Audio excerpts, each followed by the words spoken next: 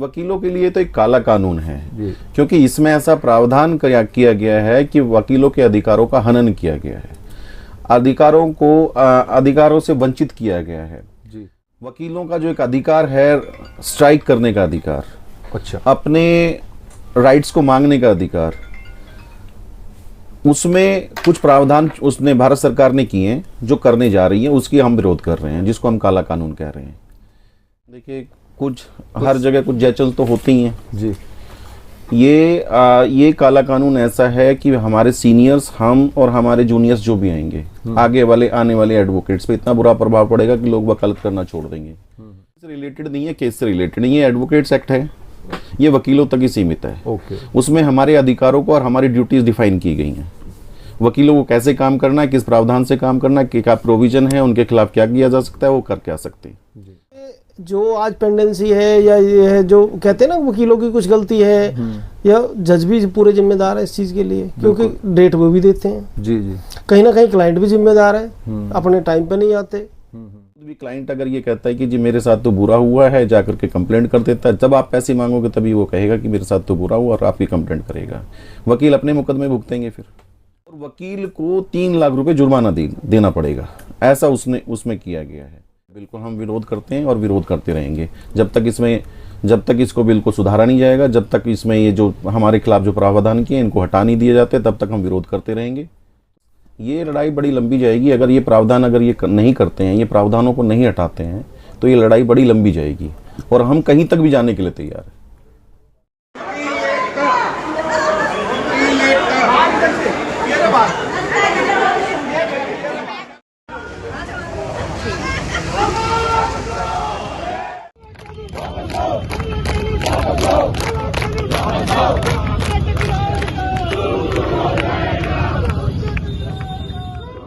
नमस्कार, मैं हूं रूप सिंह गोसाई और आप देख रहे हैं एएनसी इंडिया। सभी दर्शकों का बहुत अभिवादन है।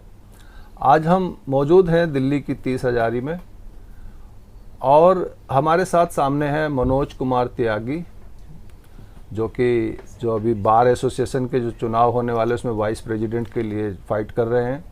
और उनके साथ यहाँ बैठे हैं मिस्टर संजय त्यागी, जो कि वकील हैं। बहुत स्वागत है सर आपका हमारे चैनल में।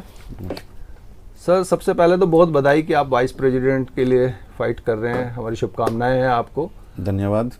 हमारे दर्शकों को सबसे पहले तो ये बताएं कि जो दिल्ली बार एसोसिएशन है, क्योंकि बहुत से दर्शक नहीं जानते वकीलों की इस लॉबी को, तो वो क्या है और उसमें किस तरह की समस्याएं रहती हैं, और ये चुनाव जो लेकर के आप लड़ रहे हैं वाइस प्रेसिडेंट के लिए, तो अगर यदि आप वाइस प्रेसिडेंट बनते हैं तो बार एसोसिएशन में क्या आपकी भूमिका रहेगी? देखिए, 30 Hazari bar association, Delhi bar association, DBA जिसको हम कहते हैं जी, ये मदर बार है। जितनी भी दिल्ली में कोर्ट्स हैं, सबसे पहले कोर्ट 30 हजारी हुआ करती थी, उसके बाद जो अदर कोर्ट्स हुई हैं, डिस्ट्रिक्ट कोर्ट्स बनी हैं जी।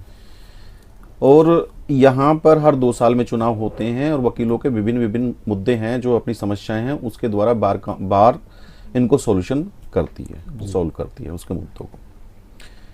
अभी हमारे सामने 2025 में एक नया मुद्दा आया है, जिसमें एक भारत सरकार एक अमेंडमेंट बिल लाई है, एडवोकेट्स अमेंडमेंट बिल। हाँ, मैं अभी उसी पे आने वाला था। आप लोग उसका विरोध भी कर रहे हैं अमेंडमेंट बिल का, तो वो उसको आप काला कानून बता रहे हैं, तो वो क्या है मतलब? जी, वकीलों के लिए तो एक काला कानून है क्योंकि इसमें ऐसा प्रावधान किया गया है कि वकीलों के अधिकारों का हनन किया गया है, अधिकारों से वंचित किया गया है जी। वकीलों के खिलाफ ऐसे कानून ला गए हैं जिससे वकीलों की जो बेसिक समस्या है, वकीलों का जो एक अधिकार है, स्ट्राइक करने का अधिकार, अच्छा, अपने राइट्स को मांगने का अधिकार, उसमें कुछ प्रावधान उसने भारत सरकार ने किए हैं जो करने जा रही है, उसकी हम विरोध कर रहे हैं, जिसको हम काला कानून कह रहे हैं। उसमें मतलब वो अपने अधिकारों की आवाज नहीं उठा पाएंगे। उसमें एक प्रावधान किया गया है कि वकील अपने अधिकारों की आवाज नहीं उठा सकते, स्ट्राइक नहीं कर सकते, स्ट्राइक नहीं कर सकते। और इसमें कई मुद्दे और दूसरे हैं, जैसे BCI bar council of India. Bar council of India में भारत सरकार ऐसा प्रावधान करने जा रही है कि वहां पर 3 अधिकारी भारत सरकार के होंगे अभी बीसीआई जो है ऑटोनोमस बॉडी है, जो अपने हिसाब से कार्य करती है, वकीलों के हिसाब से कार्य करती है, तभी भारत सरकार के कंट्रोल में आ जाएगी और इससे भी वकीलों के अधिकारों का हनन होगा। तो कहीं ना कहीं इस बात को लेकर क्लाइंट्स जो होते हैं वकील्स के, उनको भी प्रॉब्लम आएगी? उनको तो कोई प्रॉब्लम नहीं आएगी। ये एक थैंकलेस प्रोफेशन है। हम बड़ी मेहनत से 3 या 4 साल 5 साल एक क्लाइंट का मुकदमा लड़ते हैं, बड़ी शिद्दत से लड़ते हैं।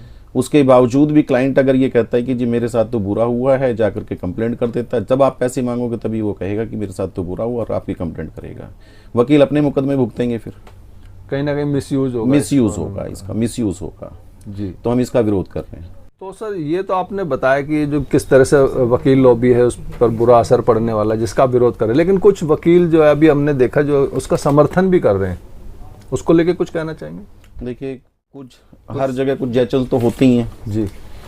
ये काला कानून ऐसा है कि हमारे सीनियर्स, हम और हमारे जूनियर्स जो भी आएंगे, आगे वाले आने वाले एडवोकेट्स पे इतना बुरा प्रभाव पड़ेगा कि लोग वकालत करना छोड़ देंगे।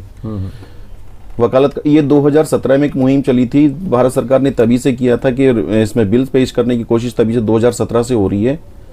और 2017 में भी ऑल ओवर इंडिया में एक एजिटेशन हुआ था जिसमें हमने बीसीआई का घेराव किया था 2017 में।